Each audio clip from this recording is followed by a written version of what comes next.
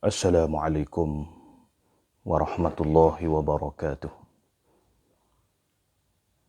A'udzu billahi minasy syaithanir rajim. Bismillahirrahmanirrahim. Alhamdulillahi rabbil alamin. Wassalatu wassalamu ala asyrafil anbiya'i wal mursalin wa ala alihi wa sahbihi ajma'in.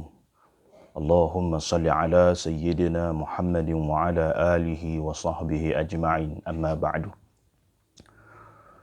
Alhamdulillah, kita bersyukur kepada Allah Subhanahu wa taala. Pada hari ini kita masih lagi diberi kesempatan oleh Allah Subhanahu wa taala untuk sama-sama kita mengisi sedikit ruang dan masa ini untuk kita mengambil pengajaran daripada apa yang disampaikan oleh Nabi SAW melalui sepotong hadis Nabi SAW, insya-Allah. Pada hari ini saya akan membacakan satu hadis Nabi SAW yang berbunyi An Anas radhiyallahu anhu anna an-nabiy sallallahu alaihi wasallam qala yatba'u al-mayyita thalathatun ahluhu wa maluhu wa 'amaluhu fayarji'u isnani wa yabqa wahidun yarji'u ahluhu wa maluhu wa yabqa 'amaluhu. Hadis riwayat Bukhari dan Muslim, yang bermaksud daripada Anas bin Malik radhiyallahu anhu, Rasulullah sallallahu alaihi wasallam bersabda, ada tiga macam yang akan menghantarkan jenazah ketika dibawa ke perkuburan, iaitu ahli keluarganya, hartanya dan amalnya. Dua di antaranya akan kembali dan yang satu lagi akan tetap tinggal bersamanya. Keluarga dan hartanya akan kembali, yakni meninggalkannya. Sedangkan amalnya akan tetap setia bersamanya. Hadis riwayat Bukhari dan Muslim. Tuan-tuan dan puan-puan yang dirahmati Allah Subhanahu wa taala, antara perkara yang akan kita lalui selepas daripada kematian ialah alam barzakh. Wajib kita yakin dan wajib kita beriman bahawasanya alam barzakh ini wujud. Alam barzakh ini akan dilalui oleh setiap manusia yang meninggal. Yang meninggalkan dunia ini wajib melalui alam barzakh ataupun alam kubur. Dan tuan-tuan dan puan-puan sekalian, kita tidak mengetahui berapa lama kita akan berada di alam barzakh ini. Berapa lama kita akan berada di alam kubur ini. Mungkin 100 tahun, mungkin 200 tahun, ataupun lebih ketika mana kita berada di alam barzakh. Ianya akan berakhir bila mana berlakunya kiamat.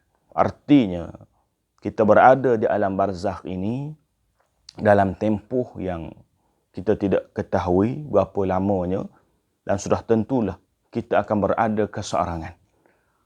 Kita akan berada keseorangan kecuali satu yang akan menemani kita, sebagaimana dinyatakan oleh hadis Nabi SAW ini. Berdasarkan kepada hadis ini, seseorang itu apabila dia meninggal dunia, seseorang apabila dia mati ataupun meninggal dunia, yang akan menghantarnya ke perkuburan tiga pihak, iaitu ahli keluarganya, termasuklah sahabat handainya dan kenalannya. Yang akan menghantarnya ke perkuburan juga ialah hartanya, kenderaannya yang besar, yang mewah dan sebagainya, yang mungkin dipandu oleh anak-anaknya, isterinya dan suaminya dan sebagainya. Dan juga yang akan mengikutinya, yang akan bersamanya juga ialah amal dia. Tiga ini akan mengiringi seseorang itu apabila dia meninggal dunia. Dalam tiga-tiga ini, ahli keluarganya, hartanya dan juga amalnya, dua pihak akan kembali. Dua pihak akan kembali meninggalkan si mati keseorangan berada di alam kubur. Ahli keluarganya akan meninggalkannya. Ahli keluarganya, anaknya, isterinya ataupun suaminya akan meninggalkan si mati untuk balik ke rumah. Tidak ada seorang pun ahli keluarga, anak dia ataupun isterinya ataupun suaminya akan tunggu dia di tanah perkuburan itu. Tidak ada. Semuanya akan kembali. Begitulah juga hartanya. Hartanya juga akan kembali. Jika ketika mana mengiringi, membawanya perkuburan menggunakan ataupun bersamanya kereta yang mewah, kereta itu akan kembali. Dipandu kembali, dibawa balik oleh anaknya ataupun isterinya ataupun suaminya untuk dibahagikan kerana ia sebagai pusaka. Dan harta yang ditinggalkan akan dibahagikan sesama ahli waris mengikut bahagian masing-masing. Maka tinggallah dia kesorangan di dalam barzakh, dalam kubur, kecuali satu, iaitulah amalnya. Ketika mana dia berada di atas dunia, dia merupakan seorang yang ahli salat, orang yang berpuasa, orang yang bersedekah, orang yang mengeluarkan zakat, orang yang membaca Al-Quran, orang yang bangun malam untuk berqiyamul lail, orang yang banyak berzikir, maka insya-Allah segala amalan yang disebutkan tadi akan menemaninya, akan bersamanya dengan penuh kesetiaan ketika mana dia berada di alam barzakh.